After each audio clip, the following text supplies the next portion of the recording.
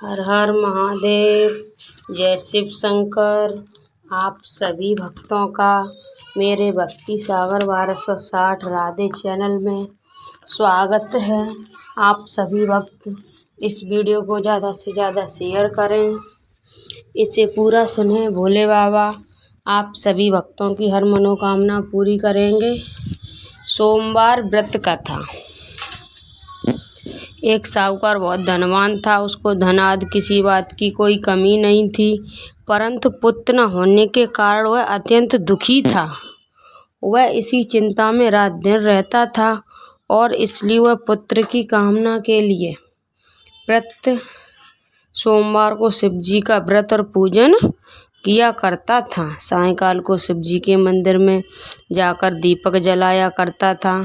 उसके इस भक्त भाव को देखकर एक समय श्री पार्वती जी ने शिव जी महाराज से कहा कि हे महाराज, ये साहूकार आपका अनन्य भक्त है और सदैव आपका व्रत और पूजन बड़ी श्रद्धा से करता है, अतः इसकी मनोकामना पूर्ण करनी चाहिए। शिव जी ने कहा कि पार्वती जी, ये संसार कर्म क्षेत्र है। जैसे किसान खेत में बीज बोता है वैसा ही फल काटता है, उसी तरह इस संसार में जो जैसा कर्म करते हैं वैसा ही फल भागते हैं। पार्वती जी ने अत्यंत आग्रह से कहा कि महाराज, जब ये आपका ऐसा भक्त है और यदि इसको किसी प्रकार का दुख है तो उसको अवश्य दूर करना चाहिए, क्योंकि आप तो सदैव अपने भक्तों पर दया करते हैं, उनके दुखों को दूर करते हैं। यदि आप ऐसा नहीं करेंगे तो मनुष्य क्यों कर आपको सेवा व्रत पूजन करेंगे। पार्वती जी ऐसा आग्रह देख शिव जी महाराज प्रसन्न होकर कहने लगे, हे पार्वती, इसके कोई पुत्र नहीं है। इसी पुत्र चिंता से ये बहुत दुखी रहता है। इसके भाग में पुत्र न होने पर भी मैं इसको पुत्र की प्राप्ति का वर देता हूँ, परंतु वह पुत्र केवल 12 वर्ष तक ही जीवित रहेगा। इसके पश्चात वह मृत्यु को प्राप्त होगा। इससे अधिक मैं और कुछ इसके लिए नहीं कर सकता।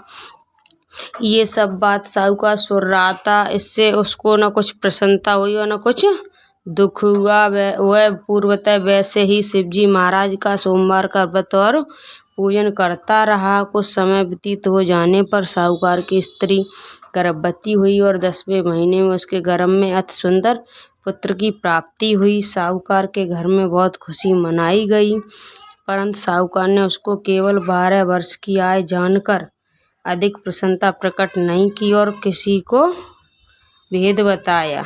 जब वह 9 वर्ष का हो गया तो उस बालक की माता ने उसके पिता से उसके विवाह आदि के लिए कहा, परंतु वह साहूकार कहने लगा, मैं अभी इसकी विवाह नहीं करूँगा और काशी जी पढ़ने के लिए भेजूँगा। फिर उस साहूकार ने अपने साले अर्थात बालक के मामा को बुलाया।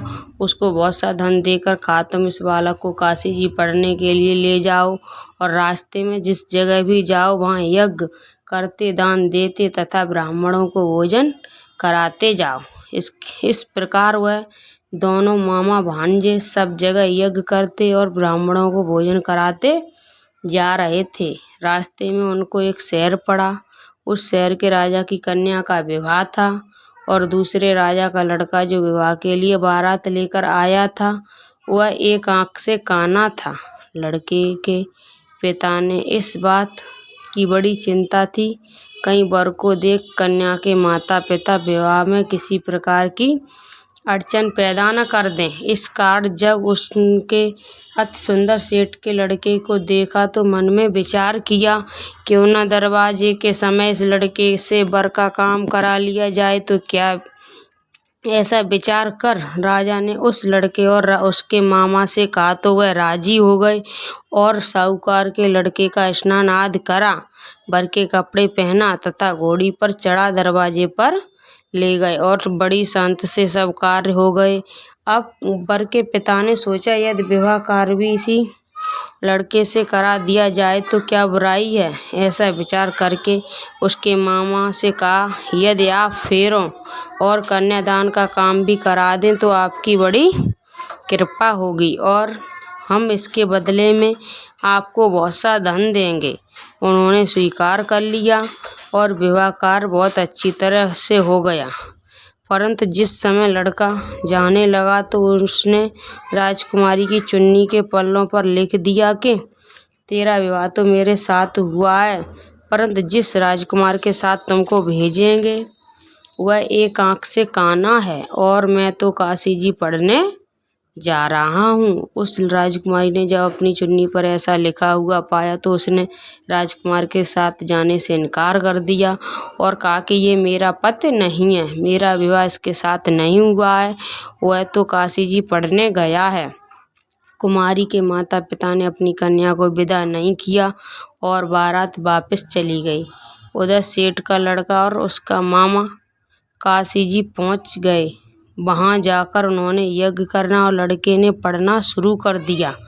जब लड़के की आयु 12 वर्ष की हो गई तब एक दिन उन्होंने यज्ञ रच रखा था कि उस लड़के ने अपने मामा से कहा, मामा जी आज मेरी तबीयत कुछ ठीक नहीं है। मामा ने कहा अंदर जाकर सो जाओ। लड़का अंदर जाकर सो गया और थोड़ी देर में उसके प्राण निकल गए। जब उसके मामा ने आकर देखा कि वह मुर्दा पड़ा है तो उसको बड़ा दुख हुआ और उसने सोचा कि मैं अभी रोना पीटना मचा दूंगा तो यज्ञ का कार्य अधूरा रह जाएगा। अतः उसने जल्दी से यज्ञ कार्य समाप्त कर ब्राह्मणों के घर जाने के पश्चात रोना पीटना आरंभ कर दिया। संयोगवश उस समय शिवजी महाराज और पार्वती जी उधर से जा रहे थे। जब उन्होंने जोर जोर से रोने पीटने की आवाज़ सुनी तो पार्वती जी शिवजी को आग्रह करके उसके पास ले गईं और सुंदर लड़के को मरा हुआ देखकर कहने लगी कि महाराज ये तो उसी सेठ का लड़का है जो आपके वरदान से पैदा हुआ था। शिवजी ने कहा कि पार्वती जी इसकी आय इतनी ही थी, ये भोग चुका है। पार्वती जी ने कहा कि महाराज कृपा करके इस बालक की आय दो, नहीं तो इसके माता पिता तड़प तड़प कर मर जाएंगे। पार्वती जी ने इस प्रकार बार बार आग्रह करने पर शिव जी ने उसको वरदान दिया और शिव जी महाराज की कृपा से लड़का जीवित हो गया। शिव पार्वती कैलाश चले गए। तब वह लड़का और उसका मामा उसी प्रकार यज्ञ कराते हुए अपने घर की तरफ चल पड़े और रास्ते में उसी शहर में आए जहाँ पर उस लड़के का विवाह हुआ। वहाँ पर आकर जब उन्होंने यज्ञ आरंभ कर दिया और लड़के ने ससुर से उनको पहचान लिया और महल में लाकर बड़ी खातिर की साथ ही बहुत सारा धन और दासियों सहित आदर और सत्कार के साथ अपनी लड़की और जमाई को विदा किया। जब वह अपने शहर के निकट आए तो उसके मामा ने कहा कि पहले मैं तुम्हारे घर जाकर खबर कर आता हूँ। उस समय उसके माता पिता अपने घर की छत पर बैठे हुए थे और उन्होंने ये प्रण कर रखा था, यदि हमारा पुत्र सकुशल घर आया तो राजी खुशी नीचे आ जाएंगे, नहीं तो छत से गिरकर अपने प्राण दे देंगे। इतने में उस लड़के के मामा ने आकर ये सारा समाचार दिया कि आपका पुत्र आ गया है, परंतु उनको विश्वास न आया। तब उसके मामा ने शपथ पूर्वक कहा कि आपका पुत्र अपनी स्त्री तथा बहुत सारा धन लेकर आया है। तो उस सेठ ने बड़े आनंद के साथ उनका स्वागत किया और वह बड़ी प्रसन्नता के साथ रहने लगे। इसी प्रकार जो कोई भी सोमवार का व्रत धारण करता है अथवा इस कथा को पढ़ता है या सुनता है, उसके दुख दूर होकर उसकी समस्त मनोकामना पूर्ण होती है। इससे लोक में नाना प्रकार के सुख भोग कर अंत में सदा शिव लोक की प्राप्ति होती है।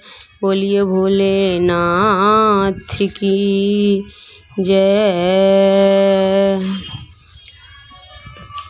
शिव जी की आरती। जय शिव ओमकारा, हर शिव ओमकारा, ब्रह्मा विष्णु सदा शिव, अर्धांगिनी धारा। जय शिव ओमकारा एकानन चतुरानन पंचानन राजे हंसासन गरुड़ासन वृषवाहन साजे। ओम जय शिव ओमकारा दो भुज चार चतुर्भुज 10 भुज तै सोहे तीनों रूप निरखता त्रिभुवन जन मोहे। जय शिव ओमकारा जय माला वनमाला मुंडमाला धारी त्रिपुरारी कंसारी वरमाला धारी। जय शिव ओमकारा श्वेतांबर पीतांबर भागांबर अंगे सनकादित्य ब्रह्मादित्य भूतादित्य संगे। जय शिव ओमकारा कर में श्रेष्ठ कमंडल चक्र त्रिशूल धरता जग करता जग हरता जग पालन करता। जय शिव ओमकारा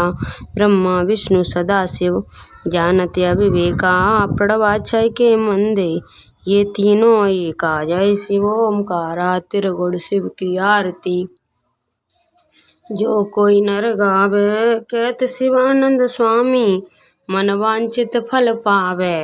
जय शिव ओमकारा जय शिव ओमकारा हर शिव ओमकारा ब्रह्मा विष्णु सदा शिव अर्धांगिनी धारा।